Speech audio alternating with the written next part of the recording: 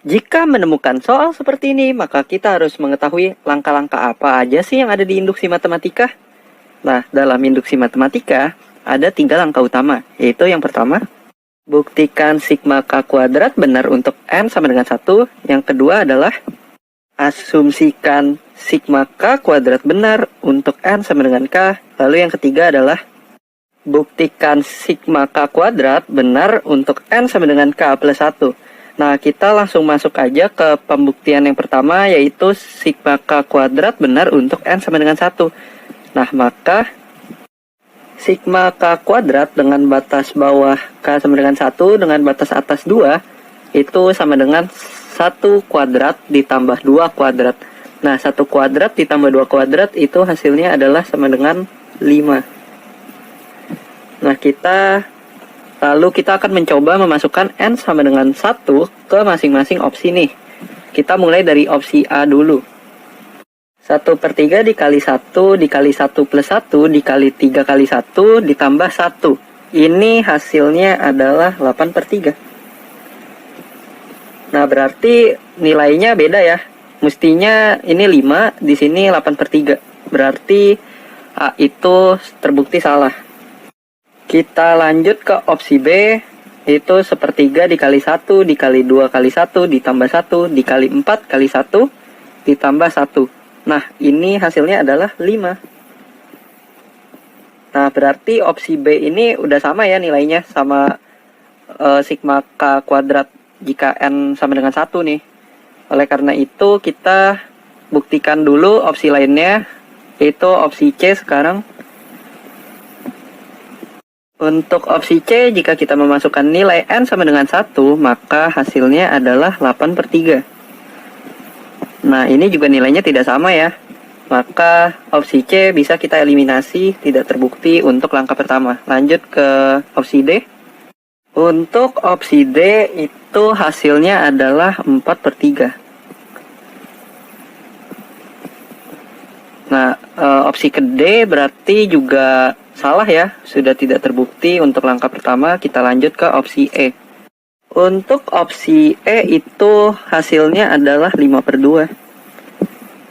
Ini juga tidak memenuhi langkah pertama, pembuktian yang pertama, berarti opsi E bisa kita eliminasi juga.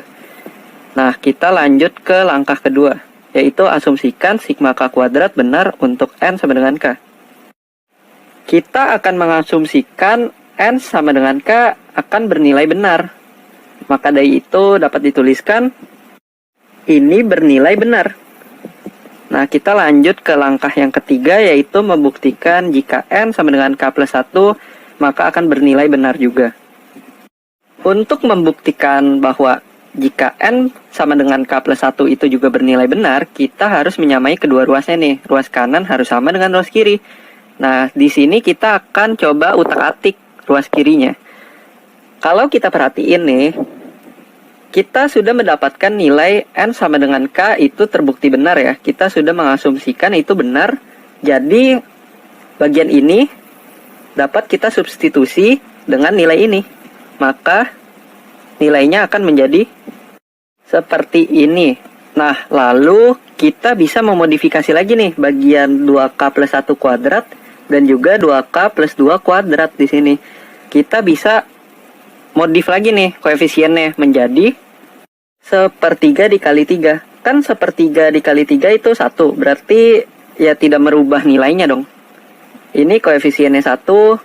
Kita cuman menambahkan 1/3 dikali 3. Dia juga bernilai 1. Nah, lalu kita bisa tarik nih 1/3-nya. Menjadi ke depan seperti ini ya.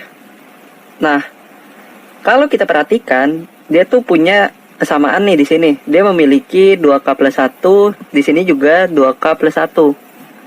Nah, bayangkan seperti ini. Jika ada x kuadrat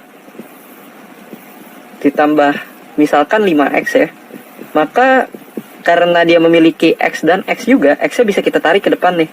Jadi x dalam kurung dikali x ditambah 5. Nah, seperti ini. Konsepnya juga sama seperti itu. Maka 2k plus 1-nya bisa kita tarik lagi nih ke depan. Menjadi seperti ini ya. Nah, bagian ini juga kita bisa modifikasi nih. 2 kuadrat ya kita keluarin. Nah, jadi 2 kuadratnya di depan nih. Lalu kita bisa mengalihkan masuk bagian ini dan juga bagian ini, lalu menjumlahkannya. Dan juga kita bisa menggali 3 dengan 2 kuadrat ini. Jadi bisa didapatkan hasil seperti ini. Nah, lalu kalau kita perhatikan, ini adalah bentuk fungsi kuadrat. Bisa kita faktorkan. Nah, setelah kita faktorkan akan menjadi. Nah, lalu kalau kita perhatikan lagi, kita juga punya kesamaan nih. Ini ada K plus 1, ini juga ada K plus 1. Nah, kita pakai konsep aljabar ini lagi. Nah, K plus 1-nya bisa kita tarik ke depan menjadi. Nah, lalu selanjutnya kita bisa kali masuk lagi yang ini. Dan juga bagian ini juga bisa kita kali masuk juga 12-nya. Jadi kita akan mendapatkan angka. Setelah mendapatkan bentuk seperti ini, kita bisa melihat lagi bahwa ada bentuk fungsi kuadrat lagi di sini. Nah, kita bisa faktorin bagian ini, maka dihasilkan bentuk seperti ini ya. Nah, 3 itu bisa kita perluas lagi nih, menjadi 2 plus 1. Dan 5 bisa kita jadikan 4 plus 1.